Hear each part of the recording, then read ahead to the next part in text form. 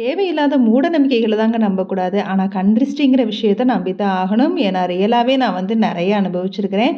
நெய்ய உருக்கி வச்சு வசம்ப எரிச்சு, அந்த நெய்யில வந்து டிக் பண்ணி எடுத்துட்டோம்னா, கருப்பு மை மாரி வரும். டெய்லி வெளில போறப்ப இத வந்து நெத்தில வச்சுட்டு போகலாம். இத வந்து 1 வீக்குக்கு தேவையான அளவு கூட ரெடி பண்ணி வச்சுக்கலாம். அது மட்டும் இல்லாம டெய்லி நைட்டு பச்சை கற்பூரத்த வீட்ல இருக்கிறவங்களுக்கெல்லாம் சுத்தி, டெய்லி நைட்டு வந்து வெளில வந்து பொருத்தி வைக்கலாம். அப்படி இல்லன்னா, வாரத்துக்கு ஒரு தடவ வத்தல், கடுகு போட்டு கூட சுத்தி வைக்கலாம்.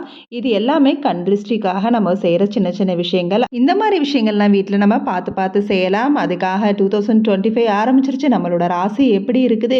இதெல்லாம் நம்ம நினைக்க ஆரம்பிச்சோம்னா, கண்டிப்பா வந்து டிப்ரஷனாவே இருக்கும். அது மாதிரி நடக்கிற மாதிரியே இருக்கும். இன்னொன்னு அத நம்ப ஆரம்பிச்சிட்டோம்னா, அதுக்கு தகுந்த மாதிரியே நம்மளோட பாதைகள வந்து மாத்துற மாதிரி இருக்கும். அதனால நம்ம வேலை எப்பவுமே பாசிட்டிவ் திங்கிங்கோட, கடவுள் மேல முழு நம்பிக்கையோட நம்மளோட விஷயங்கள வந்து தொடர்ச்சியா வந்து நெகட்டிவ் வைப் இல்லாம செஞ்சாலே போதும். எப்பவுமே நிம்மதி தான் இருக்கும்.